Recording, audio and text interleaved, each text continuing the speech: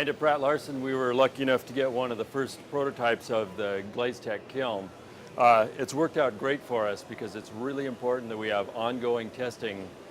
We do custom color matching all the time here, and we have crystal growth issues, materials issues, things like that that make it so that testing on a regular basis in an accurate kiln is really important.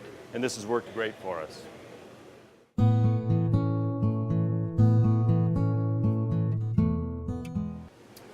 On the GlazeTech kiln, it has a controller that gives us total control of what's going to happen in the kiln. It's got 8 segments. We mostly use 3 or 4 segments, but we can replicate what's happening in our larger kilns by doing a data log and recording what goes on in the big kiln and reproducing it exactly in here.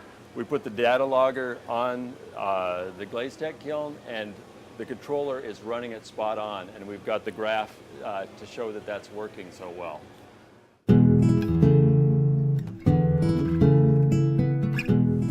So the GlazeTech is just right for us for its size and shape. The height is really handy, and the size makes it so that we can just park it. It's on this rolling stand. We could park it anywhere we need to. Space is critical in a studio like ours. We have so much going on.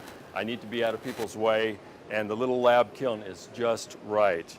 Last night I needed to see one result. It was on a 2x4, and this specific glaze and this specific program, I didn't want to dedicate an entire large kiln to having a look at what this glaze would look like on this tile. So I was able to use this kiln. It worked out perfectly. I put in a few other tests. We can put in 3 approximately 1-foot shelves in there stacked up and get a lot of volume, get a lot of tests done. We can, if necessary, fire 2 6x12s side by side. Very handy for that. And once again, not using up an entire large kiln. Last night's firing bent this cone 4 just right for us. And this crystal glaze here, that's a zinc crystal, a lot of iron in the glaze, really lovely when everything works just right. When we fired this project, everything came out very well, except this particular glaze came out shiny. It's shiny, and it doesn't have the crystal growth that we like to see on the surface of the tile. The absence of those crystals changed the color. It's creamier and yellower and less red-brown. So working with refiring some of this material or starting over and trying different temperatures in kilns and different cooling rates, we discovered that this glaze, like some of our glazes and some that you work with probably, can be extremely variable. Just the slightest difference in temperature, different speed of the cooling can affect the glaze so much. Once again, this is all the same glaze.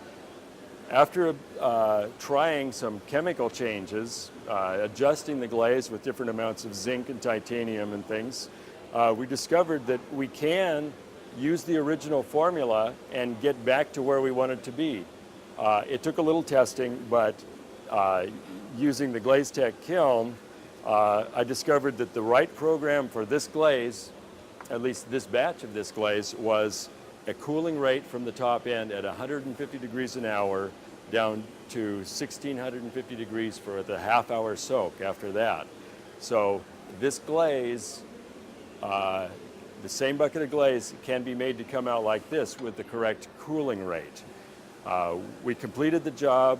It got netted up and installed. The architect, the client, the designer, all delighted. And we really appreciate the use of having this much control and a kiln small enough to test small amounts without dedicating a big load to solve this particular problem.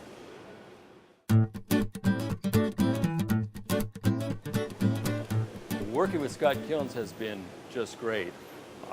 Pratt-Larson has been around for 30 years, and they've been working with Skutt kilns from the start.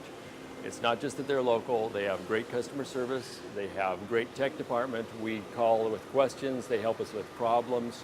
We do our maintenance here, so we get parts. The parts are easily available, easily installed, everything works just great that way.